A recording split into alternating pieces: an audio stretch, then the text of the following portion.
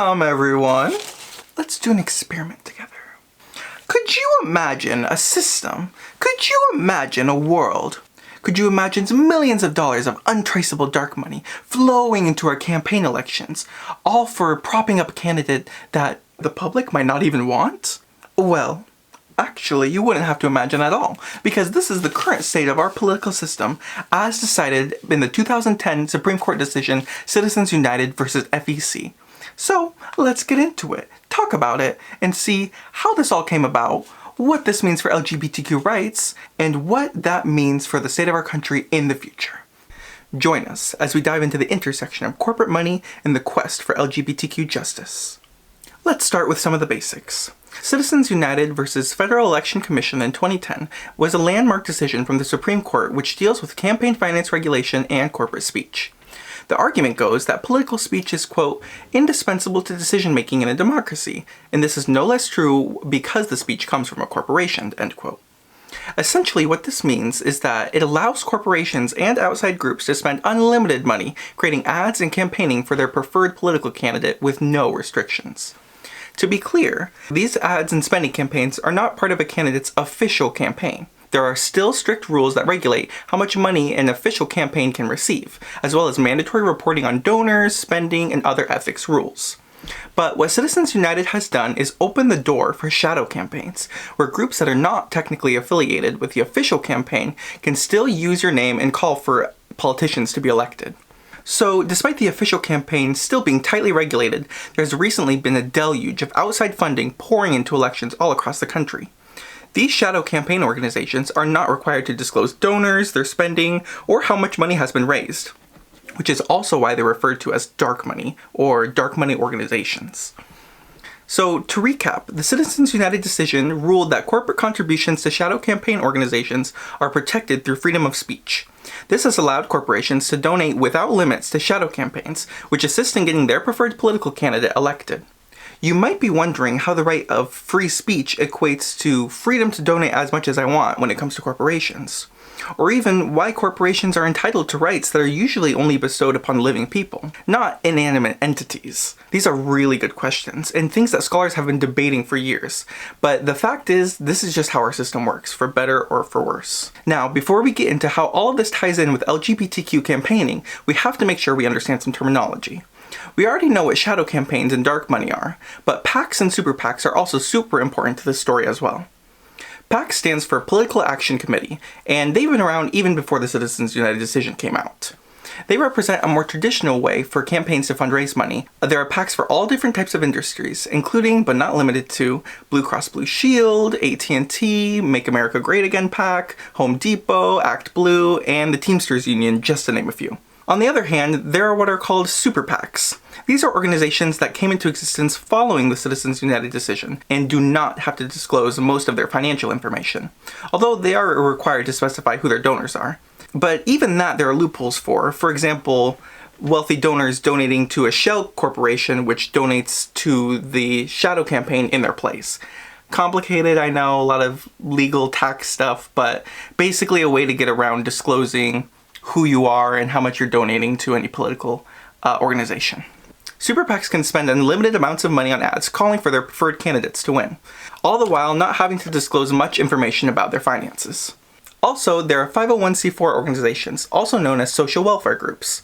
This means that their primary purpose as an organization is to promote social welfare, but they're not technically prevented from participating in politics, just as long as that's not their primary purpose. What this has meant in practice is that they're limited to spending just 49.9% of their money on campaigns, but on the flip side, they do not have to disclose any information at all about this money.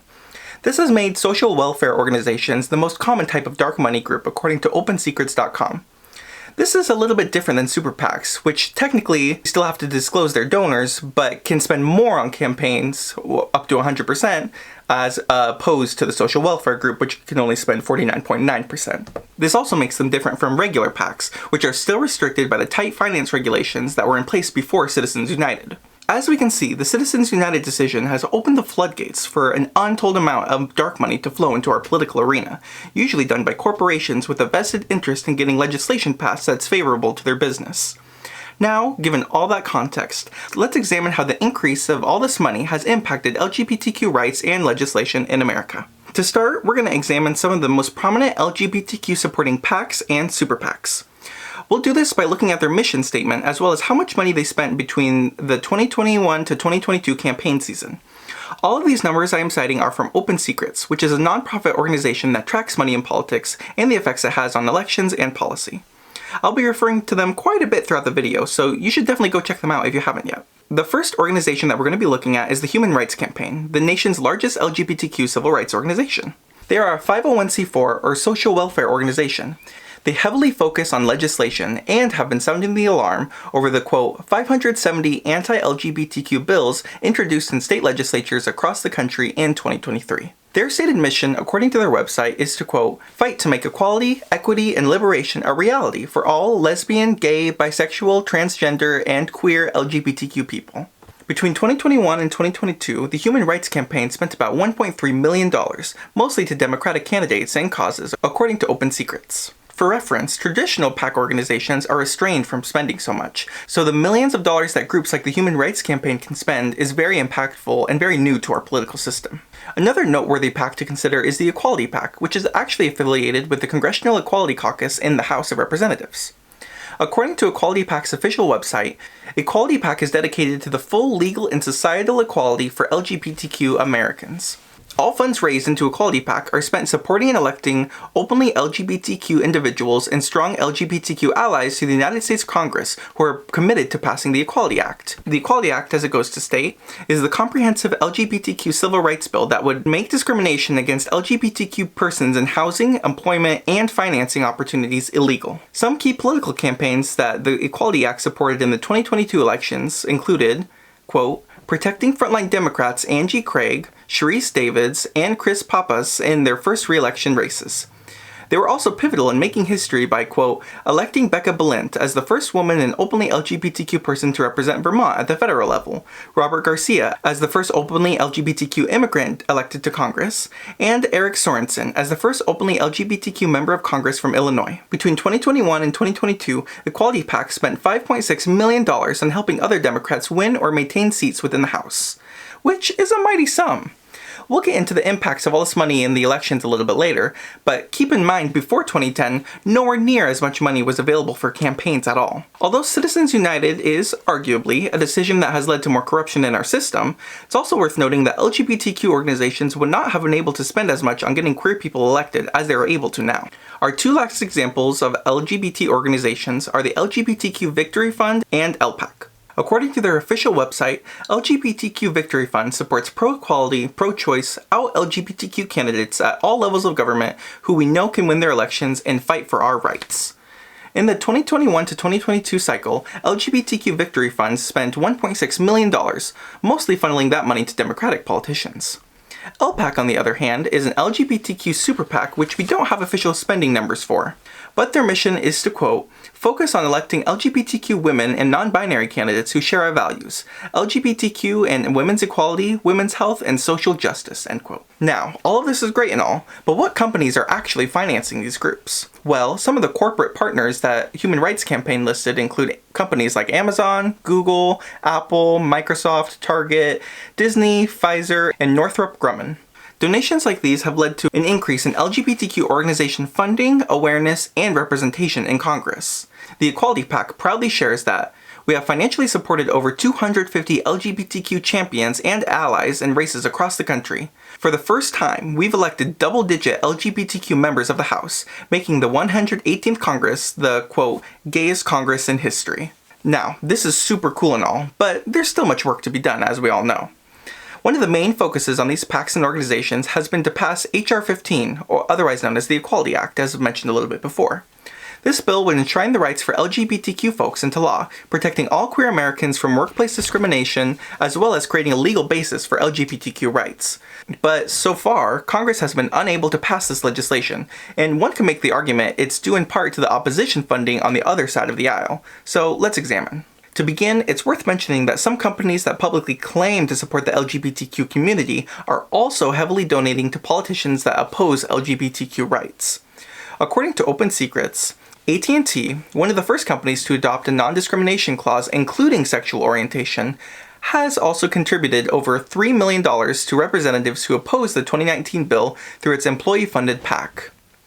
To be a little bit more specific, AT&T helped contribute to the elections of Representative John Shimkus of Illinois and Representative Bill Flores of Texas. Continuing on, Open Secrets notes that the aerospace and defense company Northrop Grumman, who co-sponsored DC Pride in 2019, gave $2.7 million to 159 of these candidates in the 3 cycles through its PAC and was a major donor to several officials who led the charge against LGBTQ-friendly initiatives. Northrop-affiliated PACs have contributed over $57,000 to former House Minority Leader Kevin McCarthy, who reportedly urged Republican representatives to vote down an amendment that would have prevented federal contractors from discriminating against members of the LGBTQ community. Remember that it was Northrop Grumman that the Human Rights Campaign listed as one of their platinum partners. So while Northrop Grumman is giving money over to the Human Rights Campaign, they're also funding Republicans who are actively working against LGBTQ rights in America. Finally, quote, Lockheed Martin, which regularly appears in DC Pride as a corporate sponsor and parade participant, contributed more than $2.7 million to candidates who oppose the Equality Act through its own PAC. So now it's clear that there are many corporations serving as obstacles to comprehensive LGBTQ rights legislation, and their effects on politics and campaigning overall have been massive. Now this is the part of the video where I stop sharing so many facts and start kind of analyzing the situation a little bit more and giving my own perspective on everything. I think first of all, there are a few important ethical and democratic considerations we need to examine further. Ever since Citizens United has been decided, there's been an unending debate over the ethical implications of the ruling. Many political thinkers on both sides of the aisle think Citizens United was a bad decision and want to see comprehensive campaign finance reform. Although I personally agree with this, I believe it's also important to understand that Citizens United has been vital in changing the demographic landscape of Congress, for better and for worse. Around the time of 2018 to 2020, we saw the election of many young, racially diverse women to Congress, as well as the election of far-right politicians like Marjorie Taylor Greene and Matt Gaetz. Despite how you feel about the Squad or these far-right actors, the thing that unites them together is the fact that they're all political outsiders. We really haven't seen anything like this in the political landscape for all of the years before Citizens United, so it's worth noting that. Also, could we have really seen the quote gayest Congress ever, as noted by Equality PAC, had these large pro-LGBTQ organizations not existed? But at the same time, for every AOC LGBTQ activist you get elected, you also get a Lauren Boebert. It's also worth discussing the impact on the health of our democracy that Citizens United has caused. In the past, party leaders could funnel the bulk of resources needed to win an election to their most favorable party candidates, which is still a system that was unjust and wrong, but in its own unique way. But now with Citizens United, outside groups can enjoy that same privilege, which is especially pronounced in safe districts, where the outside groups can funnel money to their preferred candidates in a primary, effectively choosing which candidate wins that election. Because corporations and super PACs now enjoy this freedom of speech, party leaders are losing control over their own party's agenda, and their power has been diluted alongside outside groups vying for influence. These outside groups do not agree with each other, and they are constantly battling it out through corporate cash and dark money donations. This also creates deeper political polarization because candidates can afford to take more extreme views if they know that they'll still have funding from these giant super PACs no matter what they say. In this type of system where everyone is vying for power, we can only pray that our side is going to be successful, but I don't think that's a winning strategy. In the end, I think we really need to consider what we want out of our electoral politics, and if our current system really is in a position to provide that for all of us.